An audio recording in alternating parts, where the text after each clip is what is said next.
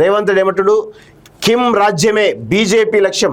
So Kim రాజ్యమే BJP లక్ష్యం. ఉత్తర కొరియాలోనూ ఎన్నికలు ఉంటాయి, కానీ పోలింగ్ బూత్లో కిమ్ పార్టీకి సంబంధించినటువంటి బటన్ మాత్రమే ఉంటుంది. ప్రస్తుతం మన దేశంలోనూ అటువంటి దుస్థితి ఏర్పడింది. ప్రజల అభిప్రాయంతో సంబంధం లేకుండా ప్రజాస్వామ్యానికి పాతరేస్తూ కేవలం గెలుపు కోసం ఎంతకైనా తెగించే విధానాలను బీజేపీ అవలంబిస్తోంది. బీజేపీకి కిమ్ జాంగ్ ఉన్ ఆదర్శంగా మారారంటూ చూస్తున్నాం. సో బీజేపీకి కిమ్ ఆదర్శం, నీకు హిట్లర్ ఆదర్శం, తేడా ఏముంటుంది? దొందే కదా.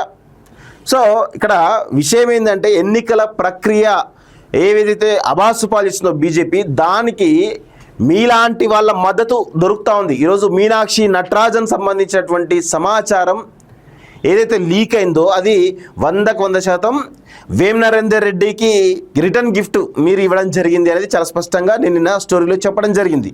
సో మీరు 100% బీజేపీతో లాలుచి రాజకీయాలు చేస్తున్నారు. బండి సంజయ్తో కానీ కిషన్ రెడ్డితో కానీ మీరు చేస్తున్న లాలుచి రాజకీయాలు అవి ప్రజలకు అర్థమైపోయినాయి.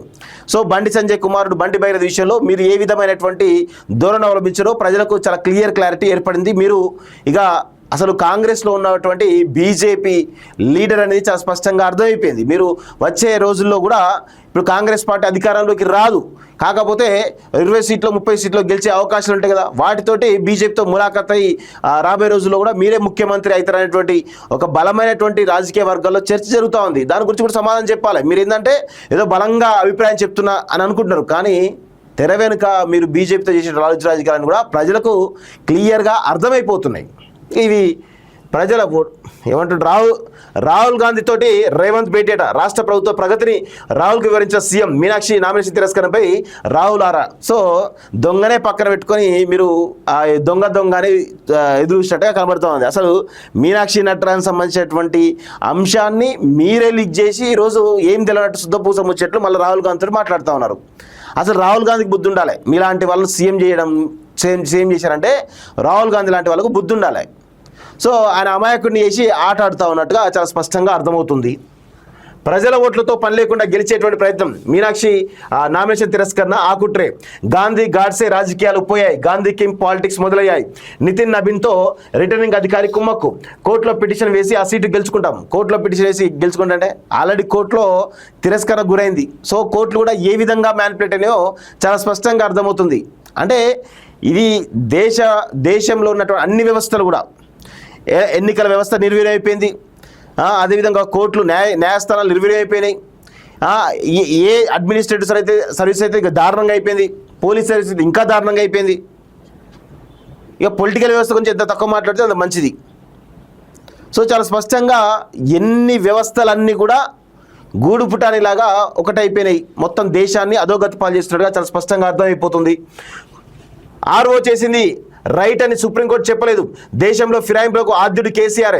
దీనికి కేసీఆర్కి సంబంధం ఏంటి? మీరు మాట్లాడేటప్పుడు బీజేపీ గురించి మాట్లాడండి, ఇక కేసీఆర్ గురించి మాట్లాడాలి. ఇక దానిలో కేసీఆర్ గురించి మాట్లాడితే అర్థం కాని పరిస్థితి. పవన్ తెలంగాణకు వచ్చి పోటీ చేయొచ్చు. ఈటలపై బ్యానర్లు కిషన్ రెడ్డి మనుషుల పనే.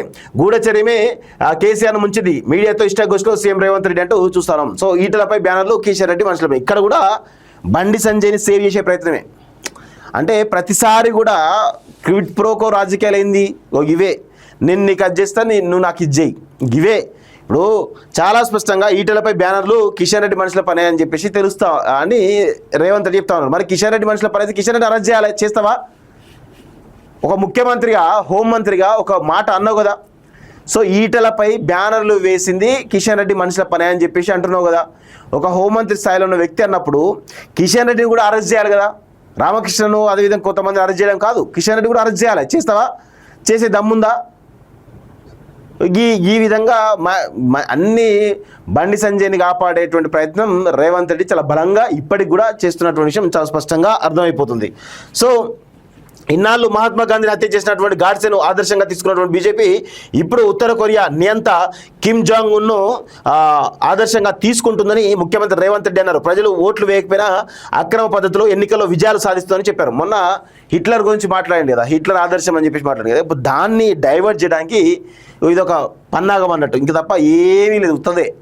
అసలు నేను రోజు రోజుకి ఉన్నమతి పోతుంది రేవంత్ రెడ్డికి. అయితే ఏదో అనుకున్నాం కానీ అది మొత్తం అయిపోయింది. మొత్తం ఎట్లా తయారైంది అంటే ఉన్న జ్ఞానం అంతా పోగొట్టుకొని అధికారం అనేటువంటి పిచ్చిలో ఏం మాట్లాడుతున్నాడో ఏం చేస్తున్నాడో అర్థం కాని పరిస్థితే కనబడి చాలా స్పష్టంగా తెలంగాణ రాష్ట్రాన్ని కంప్లీట్గా అధోగతి పాలు చేసినట్టుగా తెలుస్తూ ఉంది. సో కాంగ్రెస్ నేత మీనాక్షి నటరాజన్ రాజ్యసభ నామినేషన్ను అక్రమంగా తిరస్కరించడం ద్వారా బీజేపీ దేశ ప్రజాస్వామ్యానికి మహిళలకు వ్యతిరేకంగా వ్యవహరించిందని మండిపడ్డారు. గాంధేయవాది అయినటువంటి మీనాక్షిని రాజ్యసభలో అడుగుపెట్టకుండా చేయడం ద్వారా దేశంలో గాంధీ సిద్ధాంతాన్ని అంతం చేయాలని కంకర కట్టుకొని బీజేపీ ఆర్ఎస్ఎస్ పనిచేస్తున్నాయని ముఖ్యమంత్రి రేవంత్ రెడ్డి ఆరోపించారు. సో ఇక్కడ ఎంత దారుణంగా అంటే బీజేపీ దేశ ప్రజాస్వామ్యానికి బీజేపీ మరియు రేవంత్ రెడ్డి రెండు చెప్పాలి, బీజేపీ మరియు రేవంత్ రెడ్డి కలిసి దేశ ప్రజాస్వామ్యానికి మహిళలకు వ్యతిరేకంగా వ్యవహరించిందని మండిపడ్డారు.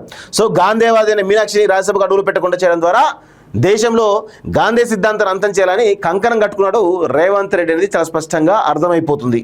సో ఇది ప్రజాస్వామ్య వ్యవస్థల్ని కాలరాస్తూ ప్రజలను ప్రతిపక్షాలను అణిచివేయడమే లక్ష్యంగా బీజేపీ పాలన కొనసాగుతుంది. బీజేపీ కాదు, మీదేమన్నా కంపుస పాలన, మీది కూడా అదే పాలన నడుస్తూ ఉంది, అంతే తప్ప వేరే ఏమీ లేదు. రేవంత్ రెడ్డి గారు తెలంగాణ రాష్ట్రాన్ని కేసీఆర్ ఏ విధంగానైతే అధోగతి పాలు చేసిండో అంతకు మించి సర్వనాశనం చేస్తున్నటువంటి స్పష్టంగా కనబడతా ఉంది.